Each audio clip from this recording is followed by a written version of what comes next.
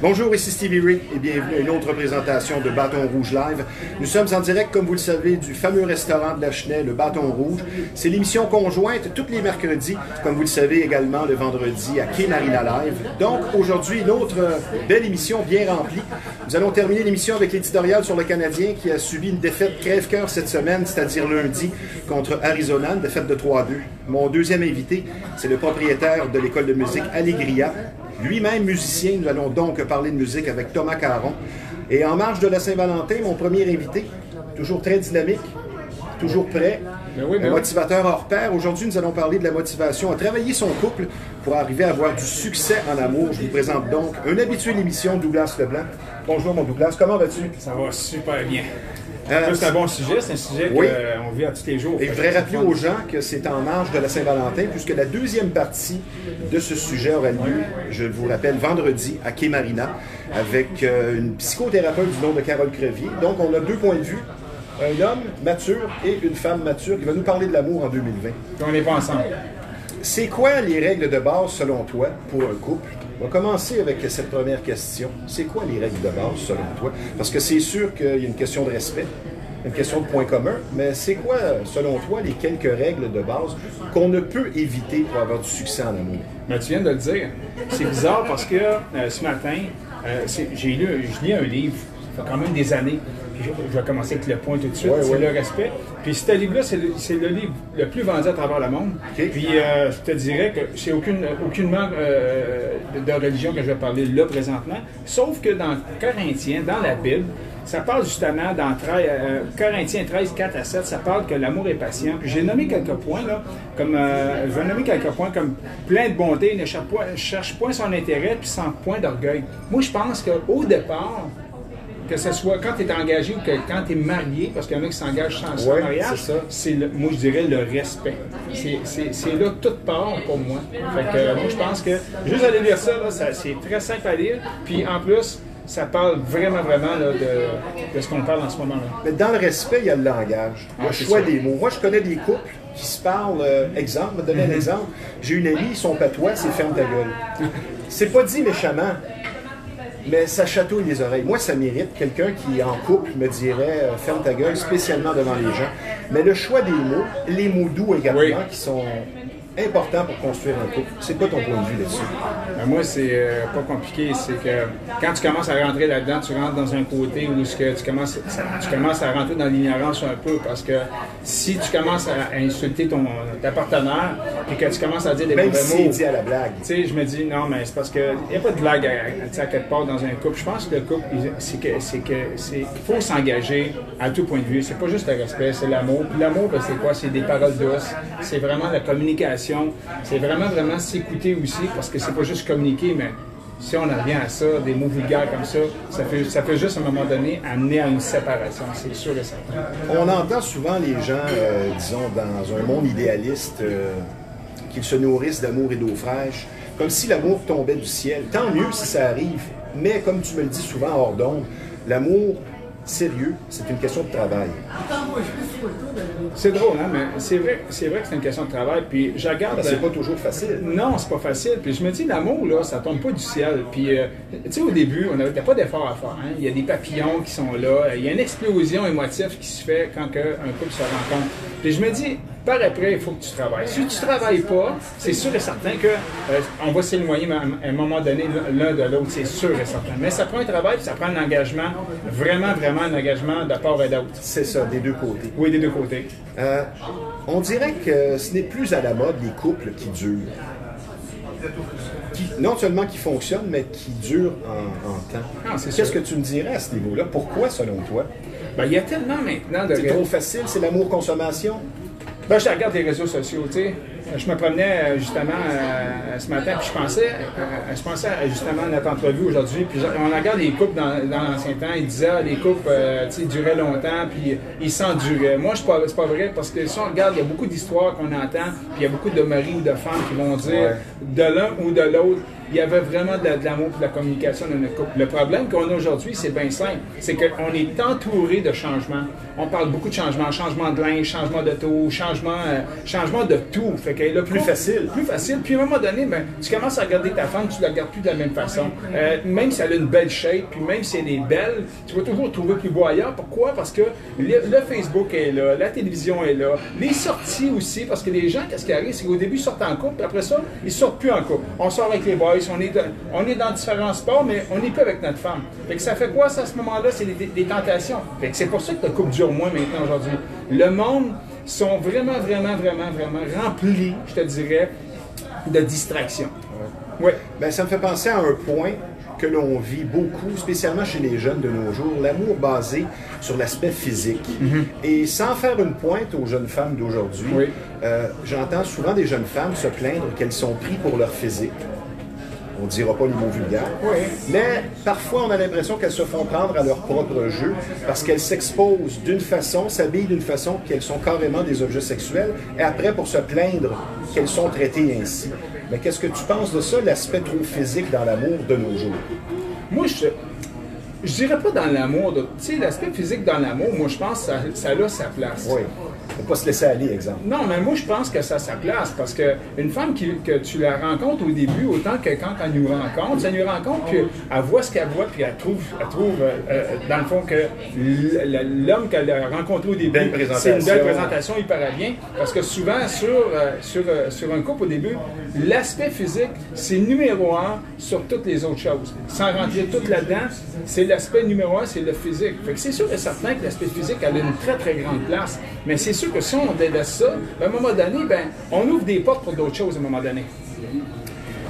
Dans l'entourage, tous avons connu des couples d'apparence. Soit qu'ils restent ensemble pour les enfants, mais ça finit toujours par paraître que c'est seulement une apparence. Moi, j'ai un couple d'amis qui sont ensemble depuis 15 ans. Je les ai fréquentés beaucoup, très souvent, que ce soit au restaurant, que ce soit dans des sorties diverses. Et ce que j'ai remarqué, il n'y a jamais de marque d'affection, ne serait-ce que de se tenir la main, un petit mot doux. Il n'y en a pas, au point qu'on se demande dans quoi sont-ils engagés. Est-ce que c'est un couple d'apparence? Ben, tu sais, il y en a beaucoup.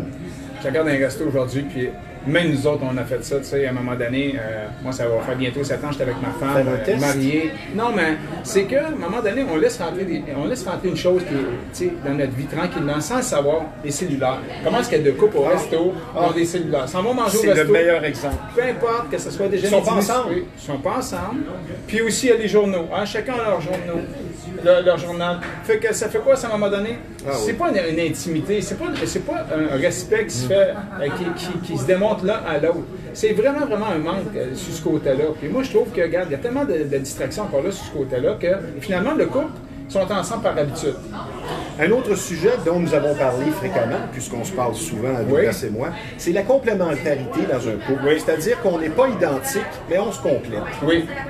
Moi, je te dirais que pour ça, c'est drôle, hein, parce que ma femme a fait de la peinture. Elle est enseignante, elle a fait de la peinture. Puis, tu veux dire qu'elle peint les murs ou elle fait des toiles? Non, pour peindre les murs, chez nous, je ne donne pas ce contrat-là, parce que d'après moi, ça serait beau, mais ça serait peut-être plus long, parce qu'elle est bien perfectionniste. Sauf que ça ne veut pas dire qu'il faut faire les mêmes trucs. Une chose est sûre, moi je l'ai marqué un petit peu ici tantôt, j'ai soulevé quelques points, c'est que, tu sais, comme faire le sport, la nutrition, l'église, on partage beaucoup de choses ensemble, moi et ma femme. Mais il y a des choses que, même si on ne les partage pas, ça va dans le même sens quand même, parce qu'on parlait du respect au début. Moi, ma femme, elle me dit des fois, qu'est-ce que tu fais? Ben, moi, j'ai plein de choses à faire. Que ce soit du sport ou une petite conférence ici et là. Puis je suis un homme d'affaires aussi, fait que j'ai plein de trucs à faire. Mais ma femme a fait de la peinture, elle peut recevoir des amis à la maison, elle peut aller voir des amis aussi. Puis là, dans tout ça, nous autres, on se rejoint parce qu'on sait qu'on s'est engagé à se respecter, puis on sait aussi qu'on doit se voir dans cette journée-là, puis dans cette semaine-là.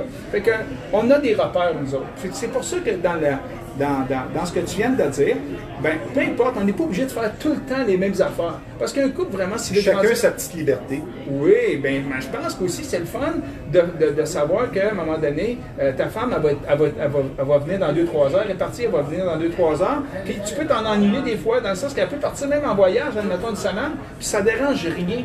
Mais il y a un respect qui est là-dedans, puis ça devient le fun aussi. Les objectifs à court terme en commun. Exemple, un petit voyage qui s'en vient. Je pense que ça vient mettre un petit piquant. Tu sais, exemple, un couple qui aime regarder des matchs du Canadien ensemble. Oui. Ça peut être un bon point de vue.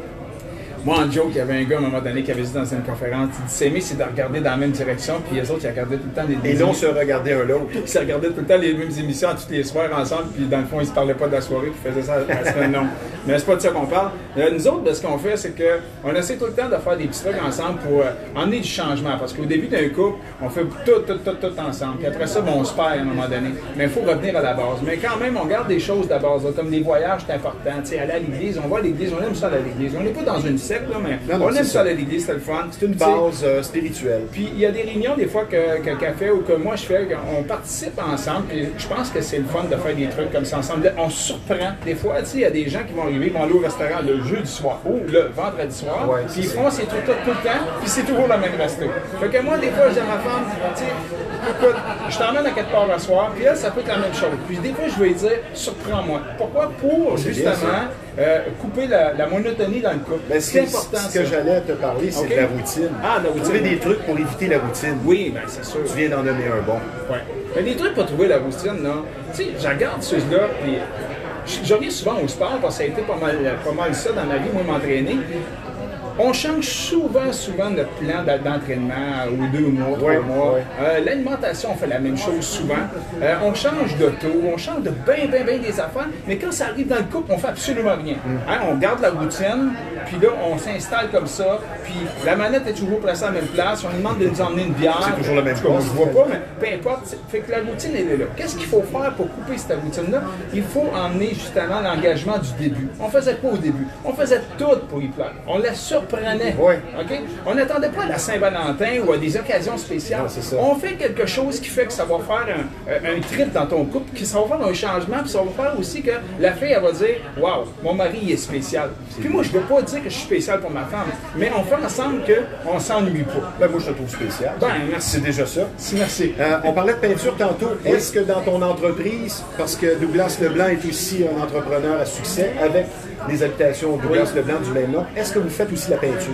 Non, nous autres, c'est vraiment des manœuvres et des musiques qu'on loue sur des chantiers de construction. Ça peut être commercial ou résidentiel, surtout génie civil, institutionnel aussi. Parce que je vais en profiter immédiatement pour faire l'annonce de ton entreprise. Ben oui. Parce qu'on parle de fiabilité et d'expertise aux habitations Douglas Leblanc. Quand on parle de location de main-d'œuvre de construction, c'est de plus en plus dur à trouver. Que ce soit une journée, une semaine, un mois à l'année, Douglas, c'est votre homme. Le numéro de téléphone pour du commercial ou autre, c'est dans le 514, c'est le 996-0532. Les habitations Douglas Leblanc. Douglas, on parlait du choix des mots, du respect. Qu'est-ce qu'on pourrait rajouter là-dessus? Parce que tu avais quelques notes. As-tu d'autres choses que tu voudrais mentionner par rapport au respect dans le couple, par exemple? Ben moi, je dirais, regarde, il y a quelques points rapides. De s'engager à fond, ça, c'est une chose. Puis, tu sais, l'engagement, c'est une chose. Tu sais, il y a des gens qui s'engagent. Je me rappelle quand on s'est mariés, nous autres, on s'est engagés pour le meilleur. OK? Ouais. Et moi, je dis souvent en joke à ma belle-mère, je dis, moi, je me suis pas engagé pour ça. Tu as une bonne relation avec ta belle-mère? Ah oui, ben ça, c'est mon bon, beau-père aussi. Bon, c'est mon beau-père et ma belle-mère. C'est le fun, ça. Tu sais, moi, je me suis engagé pour le pire. Pourquoi le pire? Parce que ça va arriver. Et quand ça arrive, le pire, là, ben, c'est sûr et certain que c'est là qu'il faut que tu travailles. Fait que moi, je me suis engagé vraiment à fond. Quand ils disent à fond, c'est tu peux t'engager un peu, puis à un moment donné, arriver à une affaire, puis là, tu sors du couple. Moi, je me suis engagé, peu importe ce qui va arriver. Puis il en arrive des choses tu es marié. Oui, je suis marié, puis très bien marié aussi. Se souvenir du début. Parce que souvent, on a tendance à regarder juste le moment présent. Mais souviens-toi pourquoi tu es avec cette fille-là. Ouais. Souviens-toi qu'est-ce qui fait que ça t'a allumé. Puis souviens-toi comment toi tu étais au début. Parce que ça va te donner une bonne ligne de conduite de où est-ce que tu es présentement. J'ai marqué aussi. C'est pratique. Bon, je dis aussi que c'est beau le couple. Il faut finir un peu là-dessus. Oui. On regarde ailleurs, c'est toujours mieux. Mais c'est pas vrai que c'est mieux ailleurs. C'est sûr qu'on va vieillir, notre peau va changer. On essaie de conserver le plus possible. Mais se souvenir qu'ailleurs, pour où est-ce que je suis rendu dans ma vie, ailleurs, c'est pas mieux. Oui, tu peux trouver peut-être quelqu'un qui est différent un peu. Si vraiment tu vis un désastre, ailleurs sera mieux, mais un couple normal, c'est pas mieux ailleurs. Une femme bien choisie ou un mari bien choisi, normalement, c'est pas mieux ailleurs. Puis quand tu t'engages à fond, tu te souviens du début, tu sais tout simplement que, regarde, tu es à la bonne place. Puis aussi, j'ai mis 2 autres points. Gardez ça simple. Ouais. On essaye, des fois on va dans des soirées et on voit des filles qui sont super correctes avec le mari. Oui, mais quand ils sortent de là, eux autres, comment est-ce qu'ils sont réellement? C'est une toute autre histoire. Puis il y a des gars pareils, hein, ils sont bien gros, ils sont bien forts pour les apparences. Pour épater quand ils sont là. Mais souvent, ils sont comment, tu sais. Mais moi, je pense que c'est un peu un tout. Hein. Puis le respect, on regarde ça, le respect du début, c'est un petit peu ce que on parlait du passé. tu as beaucoup de gens qui sont restés accrochés au passé, ils ne le savent pas, ce qui crée un cercle de suspicion. Quelqu'un qui a été trompé va voir toujours l'autre comme quelqu'un qui potentiellement va te tromper.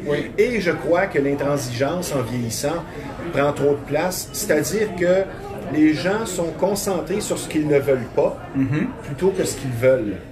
Donc deviennent négatifs. Oui, c'est sûr et certain, mais encore là, c'est ton entourage qui fait que des fois... Parce que faut pas toujours mettre la faute sur soi-même. C'est aussi qu'est-ce qu'on a vu, qu'est-ce qu'on a entendu qui fait qu'on peut devenir comme ça. Mais pour se détacher de ça, c'est là qu'il faut faire un travail. Puis le travail, c'est quoi? C'est changer des fois ton entourage, commencer à peut-être à... Tu sais, les émissions... Les couples d'amis qui ont de mauvaises influences aussi. Tu sais, t'as des émissions pourries un peu à la télévision. Là. Je m'excuse du mot cru, là, mais des émissions qui sont vraiment pas bonnes pour le couple.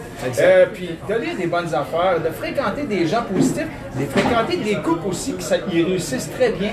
Que tu vois que l'amour, le respect est très là. Présent, Pas qu'il est parfait, mais que il y a un amour, il y a un respect, il y a une communication dans ces couples-là. Moi, j'ai quelques amis autour de moi, je n'ai pas beaucoup parce que ça prend beaucoup de temps, on voit plein d'amis, mais que leurs couples vont extrêmement bien. Puis ça a une répercussion sur notre couple. Si tu vois un couple qui va mal, ben tu vois tendance à faire un petit peu des petites choses comme ça dans ton couple. Moi, je m'organise pour que mon couple va bien, puis je m'organise pour avoir une bonne entourage pour que ça ait un bon fonctionnement, puis qu'on ait une victoire, dans le fond, sur tout. C'est ça, ça c'est bien dit. En terminant, on n'a plus tellement de temps. On aurait pu parler un petit peu du pardon, qui est important. Le pardon, je veux dire, parce que si tu ne pardonnes pas à ta conjointe ou ton conjoint, ça ne va pas. Moi, ma dernière question, c'est quoi ta recette en 3-4 mots? 3-4 mots. Ta recette magique dans ton couple, personnellement, qui est un exemple finalement parce que ça va bien dans ton couple. Moi, je te dirais là, que j'ai décidé de m'engager, moi, puis j'ai décidé vraiment de m'engager vraiment à fond. C'est simple, puis je garde question d'engagement. Engagement, puis deuxièmement, je te dirais pour finir, c'est que je garde ça simple, mais j'ai une vie spirituelle incroyable. Ouais, c'est ça. Fait que moi, je suis brandé, peu importe le Dieu que le monde se fait, moi j'ai le mien, ok, puis comme je dis, je l'ai dit au début de l'émission, je ne suis pas quelqu'un de religieux, mais pour moi, j'ai mis Jésus dans ma vie. Il y a une base spirituelle. Oui, il y a une base spirituelle, puis c'est ça mon secret. Douglas, toujours très intéressant. Encore une belle chronique, merci. Parfait. Puis je te remercie d'être partenaire à l'émission. Je te le dirai jamais assez souvent. Merci beaucoup d'avoir été ici. Bonne journée. Je vous rappelle que l'émission vous vient en direct du Bâton Rouge de Lachenay, l'endroit imbattable quand on parle de bons repas. Mais je vous rappelle également qu'il n'y a pas que le steak, même si le steak ici est très délicieux. Il n'y a pas que le steak. Le menu est complet. Et je vous rappelle l'adresse, c'est le 1400 rue Yves Blais à Lachenay, qui est le secteur de Terrebonne. C'est un restaurant de choix. N'oubliez pas, le menu est complet. Pour les réservations dans le 450, c'est le 581-1888. Toujours en parlant du Bâton Rouge, qui va tenir bientôt, soit le 30 mars prochain, c'est un lundi, sa 3e soirée nouveau-né au profit de la pédiatrie. Ça va se tenir ici au Bâton Rouge, Steakhouse et Bar, comme je vous le dis, le lundi 30 mars. Le cocktail est à 17h, le souper à 18h, 5 services, la boisson inclus. C'est pour l'hôpital de Gardeur, pour la Fondation Santé Sud de la Naudière. Prix de présence en camp. Et je vous répète encore le numéro de téléphone pour les réservations dans le 450-581-1888. Avec enthousiasme, maintenant, je vais vous parler d'un nouveau partenaire, soit la zone vêtements de sport et classiques, qui est située au 148 Notre-Dame. Un très bel endroit. Beaucoup de choix sur place. Salutations à John, le propriétaire.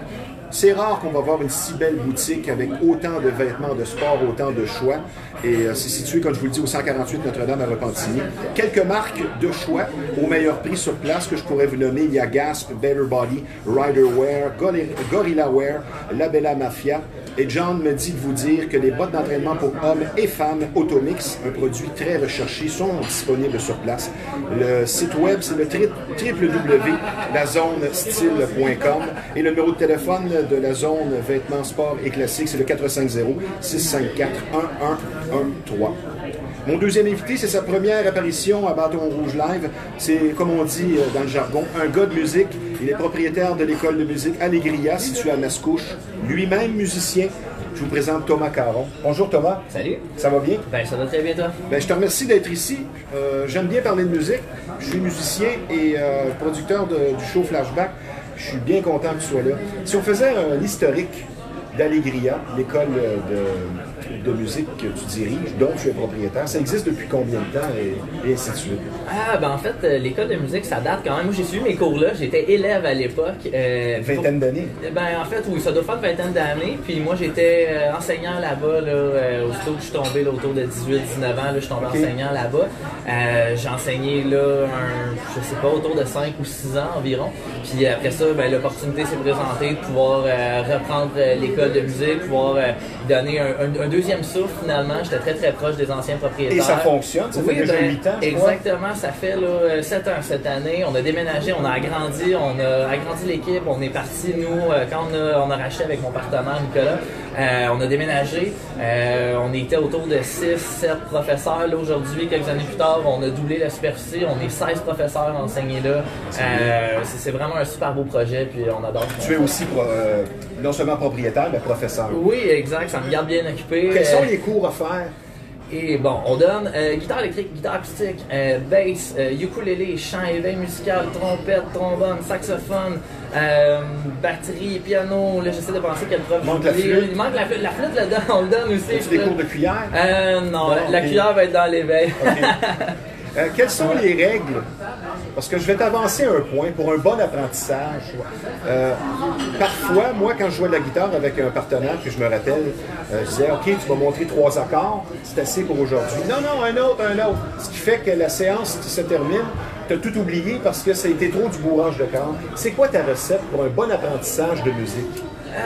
Moi, personnellement, c'est un petit peu à la fois. Mais pour un bon apprentissage, il y a un côté très humain. Hein. Quand on enseigne, la première chose que moi que j'explique, que moi je prends pour acquis, pourquoi la personne est là? C'est quoi que la personne vient chercher? Quelqu'un qui vient chercher du matériel qui dit moi je suis ici pour apprendre, je veux m'améliorer, ben à ce moment-là, ok parfait, ben là j'ai mon objectif pédagogique qui est très clair, je me dis ben on fait une révision des acquis, on va aller voir comment ça a été la pratique, c'est quoi les embûches que tu as rencontrées, qu'est-ce qui a bien été, bon, on parle de là, puis c'est quoi qui était difficile à apprendre, ok, est-ce que c'est des choses qu'on avait vues, est-ce que c'est un manque de confiance, souvent c'est ça, se dire ah ben ça je comprenais plus, t'es sûr que tu comprenais plus ou t'avais peur de l'essayer, là on se rend compte que ben finalement j'ai tous les outils pour le comprendre, fait qu'on regarde ça, on apprend de la nouvelle technique, puis après ça c'est toujours de se garder du temps pour le mettre en pratique. Parce que si on finit le cours sur le rush, puis je te dis, OK, go, on rembarque, on s'en va. Ça, c'est pas bon. C'est pas un bon close. À partir du moment où on dit, OK, là, on a fait ça aujourd'hui, puis moi, je garde toujours du temps à la fin pour dire, on va regarder qu'est-ce que tu as à faire cette semaine dans le détail, puis dans l'ordre, puis vraiment de donner des trucs très très concrets, de dire, tu sais, souvent quand tu arrives à la maison,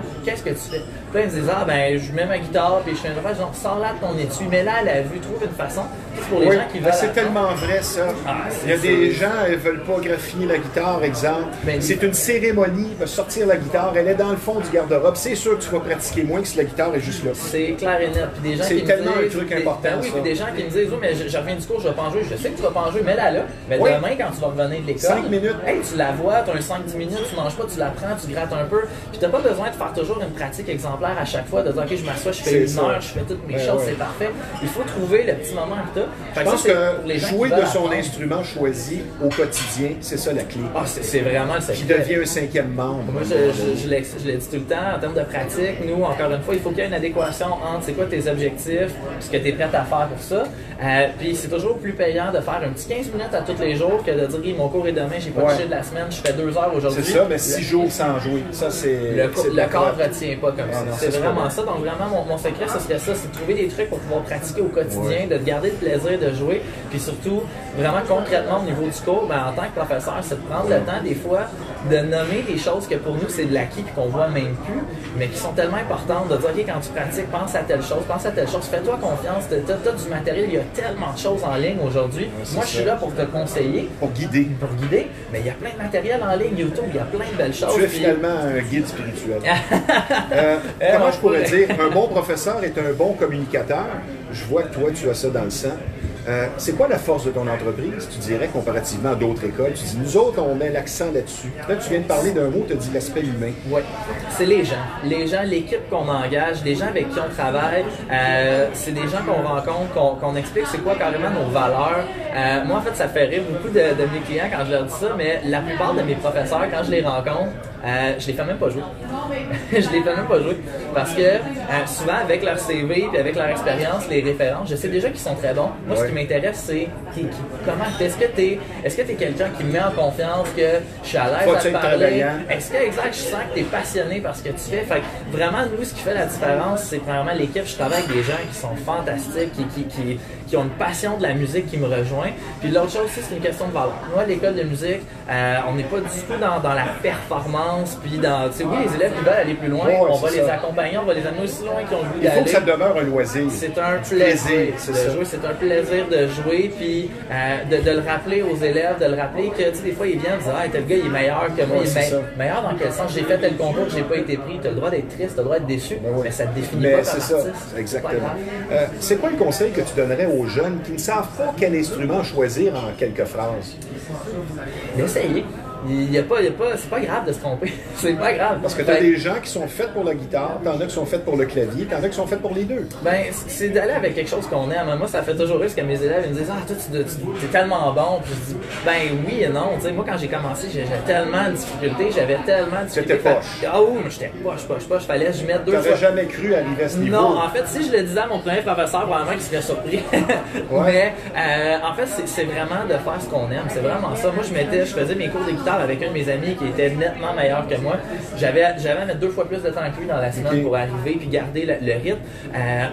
Mais c'est pas grave. J'ai toujours aimé ce que je fais, j'aime ce que je fais aujourd'hui, puis même si ça me prend plus de temps, parfois sur certaines choses, c'est pas grave. Je développe une éthique de travail, je développe des nouvelles choses, de nouvelles compétences. Puis ce que je dirais aux jeunes qui veulent apprendre, c'est pas grave que ce soit dur, c'est normal que ce soit dur, tout le monde en jouerait. Si c'était trop facile, ça serait pas le fun. Ben non, c'est vraiment ça, je dirais, de l'essayer, puis même si on a de la difficulté, de pas s'arrêter à ça, ça te fait-tu plaisir d'en jouer? T'aimes-tu?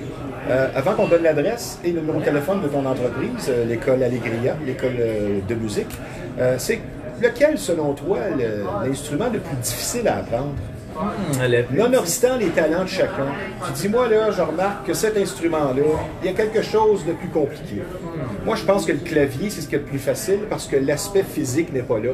Tandis que la guitare, tu as mal aux doigts, tes ongles, tes bouts de peau. Qu'est-ce que tu dirais, toi? Je dirais que c'est vraiment une question... ça va être plate, là, je sais, mais je pense que c'est chaque personne. Je sais que la guitare, physiquement, c'est un instrument qui est plus difficile à apprendre parce que justement... tu dois l'accorder. On doit l'accorder, ça demande un plus de choses. Par contre, il y a des choses qui sont plus faciles à la guitare au niveau de la lecture, au niveau de la théorie. C'est un instrument qui est plus simple à comprendre. De la façon que l'instrument est construit, il y a des choses qui sont symétriques sur l'instrument qui ne le sont pas au piano. Donc, le piano peut être beaucoup plus lourd à apprendre au niveau technique, théorique. Par contre, pour les enfants, par exemple, quand un parent m'appelle il y a 5-6 ans, le piano, c'est idéal parce que tu pèses sur la note, il y a un son.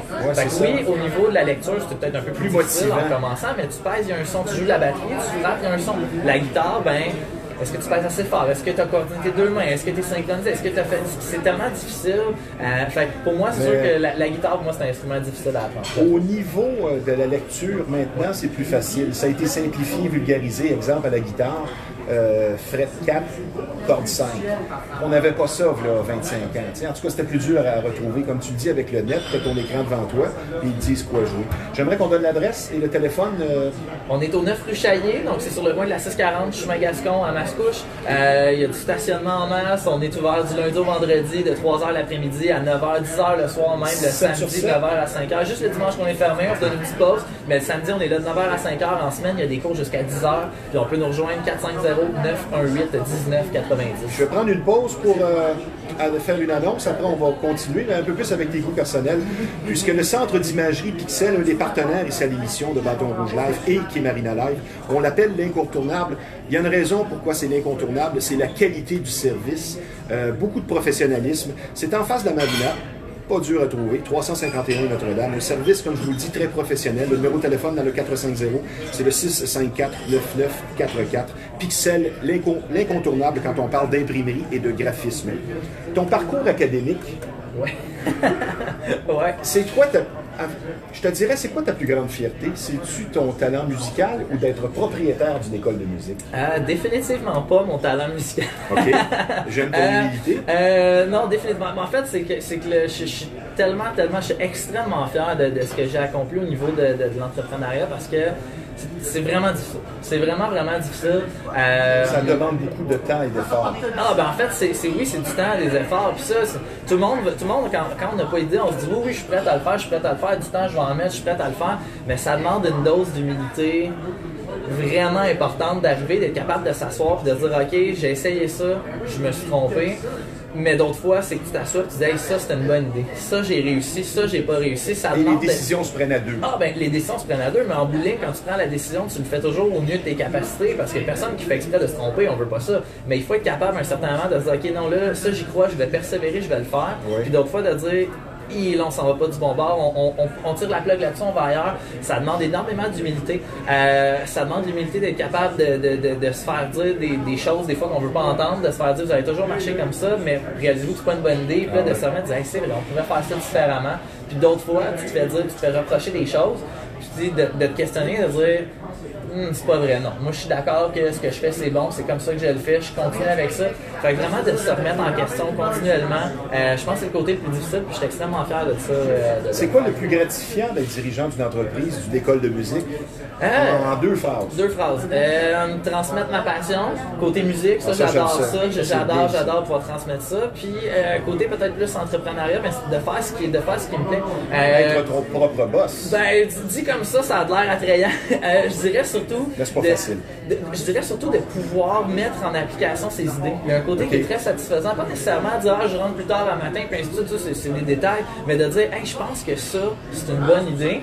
Puis que si tu étais dans un travail ailleurs, quoi que ce soit, avec des contraintes institutionnelles, ça, tu pourrais pas nécessairement le faire. Mais là, tu dis, hey, j'ai une idée, je le fais. Ouais, c'est quoi les étapes? Je le fais, j'embarque ma gang avec ça, je me lance. Fait que vraiment, de dire, ok, je peux réaliser mes idées à chaque fois que j'en ai une, puis peser le pour le compte, ça, c'est vraiment, vraiment agréable. Donc, ça, c'est mon. Ce n'est pas ta première entreprise. Mais si, au début de ton parcours de musicien, quelqu'un t'aurait dit, moi, je vois dans ma boule de cristal qu'un jour, tu seras non seulement un bon musicien, mais tu seras propriétaire d'une école de musique, l'aurais-tu cru? En fait, je l'aurais peut-être cru plus au niveau de l'entrepreneuriat que d'être bon musicien. Parce qu'on se trouve jamais assez bon, hein. Donc, moi, mais c'est ça un artiste. On se trouve jamais assez bon. On regarde toujours des gens qu'on trouve meilleurs. Puis, moi, je regarde mon partner qui m'impressionne à tous les points sur chacun des instruments qu'il joue. Il est excellent. Versus, je regarde même lui, j'y en parle. Puis, il va me dire, ah ben non, je suis pas si bon que ça. J'ai joué avec tel gars en fin de semaine qui est tellement excellent. Puis, tout le monde, on en regarde d'autres. Puis, je pense que de garder la capacité d'être impressionné et d'aimer des nouvelles choses, c'est vraiment important. Mais je pense que c'est surtout ça. Je pense que... Mais le côté perfectionniste que tu viens de souligner, le fait de n'être jamais satisfait, de jamais se trouver bon, c'est ça qui fait que les gens poussent plus loin. Je vais donner un exemple. Moi, il ne faut pas que j'écoute une émission 10 minutes après. Je me trouve juste des défauts. Je laisse passer une heure, puis là, ça va bien. Puis c'est ce qui est, comment je pourrais dire, c'est dans les artistes, ça. Ils sont jamais contents. C'est pour ça qu'il y en a certains qui font de l'anxiété. C'est pour ça que c'est jamais assez. Aussi, parfois, ça fait des gens difficiles à vivre parce qu'ils sont perfectionnistes. Mais si tu n'as pas ça en toi, dans un domaine qui requiert beaucoup de passion, tu n'arriveras à rien. Tu te retrouves sur une île déserte, tu dois amener 3 albums, tu es plus là pour 30 ans. Tu amènes quel album? Bonne question. J'amène Injustice for All de Metallica. Okay. Mon premier album qui m'a vraiment ouvert les yeux sur plein de nouvelles choses. Je pense que je vais emmener Piano Man de Billy Joel. Puis, ouais, j'adore cette chanson-là. C'est une de mes chansons que je m'attends jamais de l'écouter. J'adore cette chanson-là. Oui. Puis ça a été dans les premiers disques que j'ai acheté. Billy Joel, en général, j'adore l'interprète. C'est un de mes. Moi, c'était Glass Houses. Mon premier disque que j'ai acheté. Mais non, moi, c'est avec ma propre argent. C'était Injustice for All. Puis je me rappelle d'avoir déballé mon CD. Le troisième, c'est. Et le troisième, j'essaierais d'amener. Je suis quand même un fan de hip-hop. Je vais peut-être, je dirais Love Story de Yellow Wolf. C'est plus moderne un petit peu, mais ouais, j'irai avec ça. C'est qui le meilleur guitariste de tous les temps? Tu as droit à 2 réponses. La question fait mal. J'irai avec au moins quelqu'un de moderne, quelqu'un en vie, un gars qui s'appelle Guthrie Govan. Guitariste hallucinant, musicien hallucinant. Il a joué avec les plus grands, avec des compositeurs de films. Il imite tous les grands guitaristes qu'on peut penser. Il est vraiment, vraiment excellent, autant dans sa technique que dans sa musicalité. Après ça, c'est Jimi Hendrix? C'est Jimmy Page? J'irais peut-être. De façon intemporelle. J'irais peut-être avec Stevie Ray Vaughan. Stevie Ray Vaughan. Mais c'est pour son nom, je pense qu'il s'appelle Stevie Ray. En fait, je voulais le demander.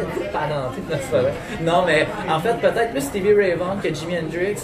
Côté personnel, mais encore là, les deux, c'est des monuments, tu sais, c'est tellement dur. Mais j'irais peut-être avec Stevie Ray Vaughan pour ce qui a amené au rock. Là. Deux dernières questions. Tu me réponds par un mot ou deux. Okay. On est pressé par le temps. Okay. La musique d'aujourd'hui en comparaison avec il y a 15 ans, est-ce que ça va dans la bonne direction? Est-ce que c'est mieux ou moins bon? Différent. Différent? Oui, différent. As-tu rencontré certaines vedettes à cause de ton école de musique? Ouais, un peu. Ça dépend comment on qualifie vedette, mais oui. Le guitariste de Metallica? Non, j'aimerais, mais non. Plus peut-être des artistes québécois? Oui, ben, j'ai rencontré Jason Lang qui reste à Mascouche. C'est un gars fantastique, charmant, vraiment agréable à discuter. Pas une once de snobisme. Ah, ben non, vraiment pas. Un gars que j'ai adoré parler avec lui. Puis à l'époque, je n'étais même pas propriétaire de l'école de musique. J'étais juste commis de comptoir. Puis il prenait le temps, il discutait. Puis c'est un gars qui a énormément de connaissances. Ben, c'est ce qu'on remarque chez les grands de ce monde. J'en ai parlé à Roger Brulotte. Pas une once de snobisme et la disponibilité. Jamais ces gens-là vont te regarder de haut. Ah, ben, moi, j'ai adoré mon contact avec lui. Sinon, ben, avec toutes sortes de musiciens studio que j'ai rencontrés là, à travers justement mon partenaire qui est très actif avec les musiciens professionnels. Généralement, c'est la marque de commerce de ceux qui travaillent. Ils sont agréables à côtoyer, ils sont généreux de leur temps, de leur connaissance. Puis je dirais que moi, ça, c'est mon coup de cœur. Jason Lang, c'est mon coup de cœur. Ben, c'est bien. On répète l'adresse et le numéro de téléphone en terminant, Thomas? 9 rue Chailly à Mascouche, coin 640 Gascon. Vous pouvez nous contacter 450-918-1990. Adresse courriel, Facebook, tout est bon. Contactez-nous. Je te souhaite sincèrement longue vie à ton entreprise. J'ai trouvé ton approche très dynamique. Tu es très sympathique. J'espère que tu reviendras. Merci de cette présence à l'émission. Ça m'a fait vraiment plaisir. Merci beaucoup, Thomas. Tu es très gentil. Vous êtes amateur de chasse et de pêche. L'endroit pour vous, situé au 303 Notre-Dame à Repentigny, c'est Performance Chasse et Pêche. Un endroit qui porte vraiment bien son nom. Une entreprise très sérieuse. 23 ans d'expérience sur place. Un très beau magasin. Vous allez entrer là, vous allez dire, oui, c'est vraiment beau, c'est spécial. C'est le numéro de la Rive-Nord quand on parle de chasse et de pêche. Pour des conseils, des batteries, allez voir François, comme je vous dis, au 303 Notre-Dame à Repentigny. Performance Chasse et Pêche, là où la passion se vit à chaque saison. Maintenant, vous aimez les vieux systèmes de son? Vous ne savez pas où aller? Moi, je vous recommande un endroit très spécial, très surprenant. Vous allez être reçu avec beaucoup de courtoisie et de professionnalisme. Ce sera carrément un retour dans le temps. C'est le centre de liquidation audio usagé. On aime bien dire vintage. Tout sur place est très propre. Vous allez avoir l'impression d'être en 1989. Beaucoup d'équipements sur place, que ce soit pour du résidentiel, du commercial. Vous ouvrez un bar, un restaurant, une boutique. Au rendez-vous seront qualité et professionnalisme. Je vous rappelle l'adresse, c'est situé dans le complexe de la Marina à Repentigny, au 358 Notre-Dame. Également, les réparations sur place, un système de disco mobile disponible. Le numéro de téléphone dans le 450, c'est le 654-68-49. Maintenant, on va parler du Canadien. On sait que les carottes sont cuites, ça fait quelques semaines que je vous le dis déjà, mais la défaite de 3-2 contre l'Arizona lundi est un parfait reflet de ce que vit le Canadien cette saison. Un manque d'opportunisme flagrant. Comment laisser passer une occasion? Le Canadien qui dominait sur tous les fronts après 5 minutes, c'était 2-0. Et tranquillement, en deuxième période, ça prenait tout pour avoir un lancer au but. Je dois dire, le deuxième but du match de Gallagher était tout un but qui va faire partie du résumé de l'année. Ça, c'est bien certain. Mais les Coyotes qui prennent les devants pour la première fois dans le match à une minute de la fin, ça, c'est la défaite crève-cœur. Pour moi, c'est la défaite de l'année. C'est à ce moment que le Canadien a cassé. Je vous avais dit que ça sentait la fragilité chez le Canadien, mais là, je crois que c'est vraiment terminé. On ne va pas faire du bashing sur le Canadien de Montréal parce que présentement, c'est ce qu'on appelle un animal blessé. Mais pourquoi le Canadien est une si mauvaise équipe à domicile, notamment quand on parle du power play, du jeu de puissance, alors qu'à l'extérieur, le Canadien a la meilleure fiche, c'est le meilleur jeu de puissance de toute la LNH, c'est le Canadien de Montréal. Tandis qu'à domicile, eh bien, dans les derniers matchs, on est 5 en 56, c'est même pas 10%. J'ai ma théorie personnelle, et cette semaine, j'ai entendu à certaines stations, dont CKGM 690 AM, on parlait de la foule bruyante, très enthousiaste, mais qui représente aussi un certain intérêt pour les clubs visiteurs, parce que tous les joueurs le disent, ils ont hâte de venir à Montréal. et de faire taire la foule. On dirait que ça motive non seulement l'équipe adverse, mais ça met une pression très exigeante sur les joueurs du Canadien. Et c'est sûr que les gens sont exigeants ici à Montréal. Ça fait presque 3 décennies qu'on n'a pas atteint la finale de la Coupe Stanley. Pourquoi le jeu de puissance ne fonctionne pas? Moi, j'ai ma théorie bien personnelle. Vous avez des clubs comme Washington qui ont carrément 3 quarts arrière sur le plan du jeu de puissance, alors que le Canadien n'a pas vraiment de quart arrière. Oui, Shea Weber, c'est tout un joueur pilier pour le Canadien, mais c'est pas un quart arrière. Et Jeff Petrie, avec son rendement, comment je pourrais dire, en dents de scie, c'est difficile de lui demander de prendre toute la part de ce poste de quart arrière numéro 1. On dirait aussi, quand le Canadien joue à domicile, c'est un effet de boule de neige. Dès que l'autre équipe provoque un revirement ou quelque chose, il y a un effet de boule de neige. Et avec le résultat que l'on voit, le Canadien, beaucoup de blessures, beaucoup de pression. Donc, ça ne va pas très bien. Et quand on parle de blessures, justement, on voit l'importance de la profondeur dans la LNH, parce que vous avez des équipes comme Edmonton qui viennent de perdre pour 2 ou 3 semaines Connor McDavid. Le Canadien a perdu Shea Weber. Et là, on parle d'une blessure qui pourrait mettre fin à sa saison. Et là, ça vient tout changer. Il n'y a pas de solution de rechange. On ne fera pas un échange pour remplacer un tel joueur. Donc, c'est ce qui complète pour le Canadien. Un mot maintenant sur la nouvelle XFL. Nous avons Ty Rogers qui sera bientôt avec nous. Ça fait déjà 2 fois qu'il vient avec nous. Il joue, lui, il s'aligne avec les Dragons de Seattle dans cette nouvelle ligue. Une ligue, selon moi, qui se construit, qui va avoir du succès. Ce sont les New York Guardians, les Gardiens de New York qui ont signé la première victoire avec comme coach Mark Trestman, que l'on connaît ici, qui a 2 Coupes Grey. Je pense que pour un marché comme New York, c'est une alternative pour les partisans, exemple des Jets, une équipe qui est toujours dans les bas-fonds. Beaucoup d'anciens joueurs de la NFL qui cherchent à faire un retour dans la NFL, donc ils sont affamés. Et le système de paye est bien simple et ça va au mérite. Si vous perdez, vous n'êtes presque pas payé. Et si vous remportez la victoire, et spécialement si vous allez jusqu'au bout, disons dans les séries éliminatoires, là, ça risque d'être payant. La XFL n'essaie pas de faire compétition à la NFL, mais il y a beaucoup d'amour pour le football aux États-Unis. Donc, il y a de la place pour un marché comme la XFL. Je crois que ça va marcher. Il y a eu des échecs, on se rappelle, pour les amateurs de sport, la USFL, la Ligue mondiale, qui n'ont réussi. La USFL, je crois que c'est une seule année. Mais la XFL, je crois que c'est là pour durer. Donc, Ty Rogers des Dragons de Seattle sera avec nous dans les semaines à venir, dès qu'il pourra.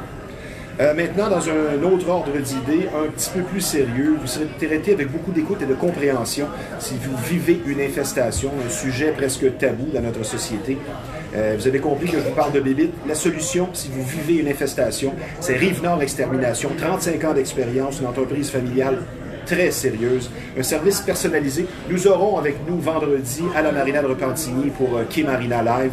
Nous aurons un représentant de cette entreprise, Daniel Desmarais, un chic type, qui sera avec nous, il va nous éclaircir sur tout ce phénomène. Si vous vivez une infestation, n'oubliez pas, le mot d'ordre, c'est de ne pas attendre, parce que plus vous allez attendre, plus le problème va grandir. Le numéro de téléphone pour la solution Extermination Rive-Nord dans le 450, c'est le 582-6706. Un petit mot maintenant sur un garage dont la réputation n'est plus à refaire, c'est Samoto, au 1133 Notre-Dame à Repentigny. Le travail est bien fait, c'est le respect du client en premier. Beaucoup d'explications, beaucoup d'expérience encore là sur place. Et la réputation de Samoto, c'est que les morceaux ne seront pas changés pour rien. On va vous expliquer ce qui se passe. Donc, 1133, l'adresse de Samoto sur Notre-Dame à Repentigny.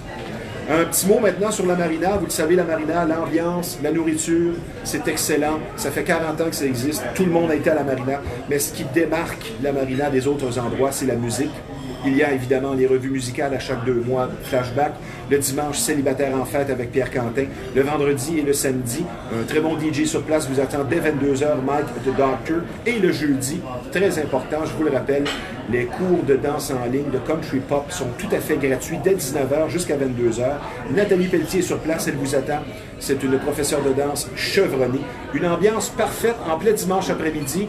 Aussi, au Célibataire en fête, c'est ça que je voulais vous mentionner. Célibataire en fête, là, c'est vraiment, on dirait qu'on est dans un nightclub en plein après-midi. Et c'est la même chose le jeudi à 19h. Pour se faire des amis, les cours de danse sont tout à fait gratuits, donnés par Nathalie Pelletier le jeudi à la Marina. Je vous donne rendez-vous maintenant vendredi prochain à la Marina de Repentigny pour la Saint-Valentin. Ce sera la deuxième partie de ce thème que nous explorons, évidemment pour la Saint-Valentin, le couple en 2020. Nous serons cette fois avec Carole, une psychothérapeute qui a beaucoup de vécu. Sur ce, je vous remercie d'avoir été des nôtres. Ici Stevie Ray. À vendredi.